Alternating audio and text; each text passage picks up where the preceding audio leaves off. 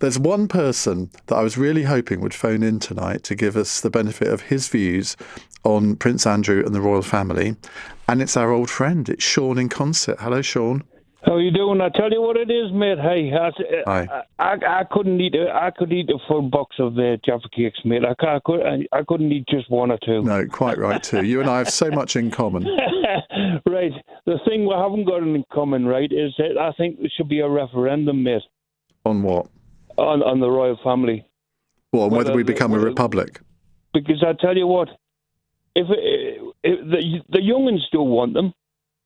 You can tell, I know that for a fact that the young'uns would hide them out.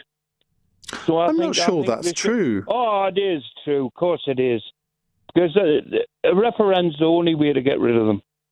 Well, that is true. That would be the only way, because I think you could not have a government come in, even if they put it in their manifesto that they were going to turn us into a republic. You would have to have a referendum on that. But I'll tell you what, I think I know what the result would be. What would the result be? About 75-25 in favour of keeping the monarchy. Get away to hell. No, Chris is nodding. Chris is nodding. Tom, what's your view? No, he doesn't agree. No, I don't agree at all. No, it could be 60-40 against. Yeah, well, that's not what the opinion polls say. People have had enough of them. Right? I think people have had enough of Andrew. You're right on that count. But look, I was very sceptical about Charles becoming king. I didn't think he would do a very good job, but he hasn't put a foot wrong. They don't have to put a foot wrong, mate. They've been sponging off the bloody taxpayer for years, man. And then the people turn around and say, oh, people on the dole and things like that are sponges. The royal family are the biggest sponges in the world, man. You know what I mean? They've never worked a day in their lives. Well, again, that's simply not true. Princess Anne, I mean, she does more engagements in a year than any other member of the royal family, and she's 75. I think she works very hard. But they get the silver spoon wherever they go, man. Wherever they go, they don't... Well, they're the royal family. What do you expect them to have, a plastic spoon? With one bar of gas fire on, do they? Well, actually, the Queen did, because we've seen the pictures. Oh, boo. You saved yourself there, Sean, didn't you? Because my finger was poised. Honest to God, mate, I don't know what world you're living in. I honestly think there should be a referendum in the morning. Okay, well, it's an interesting one, because there are a lot of people out there that would agree with you, but I still think that, by and large, this country is quite loyal to the royal family. Jamie's in Frimley. Jamie. That's the piece of information that we have been waiting for, and I knew from the very get-go that she was going to be exonerated. There was nothing to see here, clearly. The problem here... the problem here is we know there are some men like you who are so scared of successful women, like calling her to resign on a day like this when she clearly made a mistake. She apologized for it immediately. We should have moved on. Jamie, hang on. Wait. The making of a mistake is what someone calls it when they inadvertently break the law, for example. As ministers called it during COVID, they made a mistake, they got the rules wrong, but they broke the law at the time. Someone's making of a mistake when they speed or they get caught doing this, that, there, is a breaking of the law. That is very significant if you are a senior cabinet minister, because your job is bound by the ministerial code, and if you break the law, you breach the code. Can we talk about Nadim Zahawi? We talk about £5 million that he avoided to pay in tax. Did you call him to resign? Rishi Sunak, non-dom status, we all know that. Why should Rachel resign? So when you say Rishi Sunak non-dom status, what do you mean? His wife? Not his wife. We're talking about Rishi Sunak himself. You never called... We know that... I don't know that Rishi Sunak has non-dom status. His wife has non-dom status. To resign when you know... Well, non-dom status is also not illegal. And she has apologized for it. But Jamie, who are so scared of women, who are very successful, you are very misogynistic, Tom. I never knew, actually, this is who you are. You have clearly exposed yourself today. I've exposed myself as a misogynist because... This should really stop, because you are calling on a woman who is very successful. We know you are very scared of her success. You are men who are very scared of women who are very successful. Do you know who else? Do you know what else is scared of Rachel Reeves? Is my bank account. That's the other thing that's terrified of this Chancellor, to be honest with you, Jamie, because it's being absolutely hammered, and it's going to continue to be hammered, it would seem, judging by reports in the papers this afternoon. So no, it's not because I'm scared of a very successful woman, which she is. It's because someone needed to clear up what the advice was from the letting agents, wasn't it? And now we have it. But you said that you knew it from the start. Didn't you? Oh, he's gone. Literally, he's gone. I didn't. I'm not scared of him. Good afternoon. Hi. Just want to say it's not good afternoon. It's actually, I've been in tears this morning. I've got two daughters, 13 and 15, who go to school in Chelmsford. I live 10 minutes from the high street.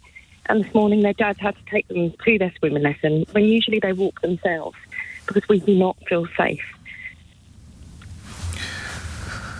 I can understand exactly how you feel, Fiona, based on what you're saying. I mean, when you heard the news, tell me. 30 years ago, I went around Camden as a child myself. Mm-hmm. It felt safer then than it does now.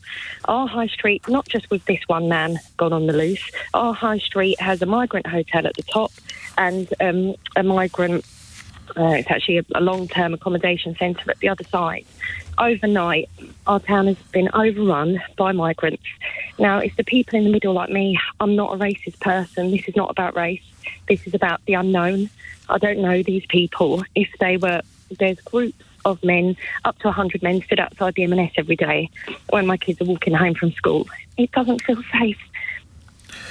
How did you feel, Fiona, when you heard the news that this catastrophic error had occurred and that this man was on the loose and is still on the loose at large right now? I feel devastated. I feel the people in the middle are being forgotten. Labour said they were for, what was it, their slogan, for the many, not for the few.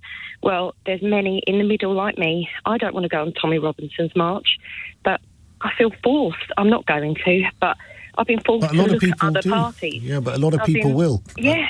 And I'm watching people brand those people racist, but who represents me? That's what I want to know. Who represents the middle parents? We're both working, me and my husband. We moved out of London to try and get a better upbringing for our children in a town like Chelmsford. And up until about 3 years ago, we were just letting our kids step out into the world, 15-year-olds and 13-year-olds. And now I don't feel safe for them. I can't let them go. Their dad had to bring them to their swimming lesson this morning because he doesn't want them to walk down there. When you hear the terms like racism being bandied about so liberally, like confetti like they are, and you are a mother in Chelmsford, where this individual has mistakenly been released from, I just like to point out their father is Caribbean descent and I'm Irish descent. Our parents were immigrants in this country. Right. We understand that journey, but our parents were legal immigrants, and for me it's the freebies. You don't need army boats at Dover if you're not laying out the red carpet when people get here. For me, why are people coming through all the other countries, return to the UK time and time again? It's the level of freebies on arrival. Now, I'm a normal mum. I've been trying to look up all of this. I don't know anything about politics, but I've been trying to read up this week about the European Commission of Human Rights. Yeah, Convention, and, trying to read up, just trying to see what can our government do, what situation are they in. But it doesn't. I still think it's the level of freebies. When both our parents came to the UK, they had to get private rentals and work from the day they got here. They were legal immigrants, so they could get employment, but they had to work from the minute they got here. But when I see people getting free apartments, luxury apartments at the top of Chelmsford... Are they getting luxury apartments, Fiona? Yeah, they are, and it's. Do you know where this is?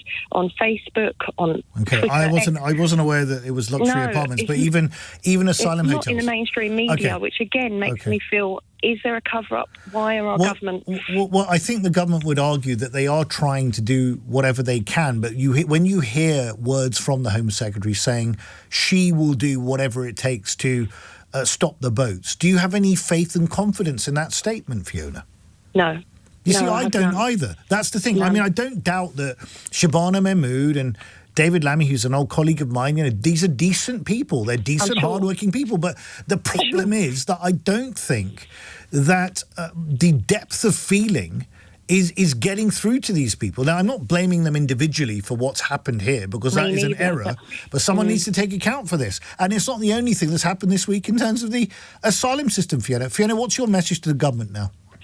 My message is stop laying out the red carpet for arrivals, and then you will see a decrease in people wanting to come to the UK.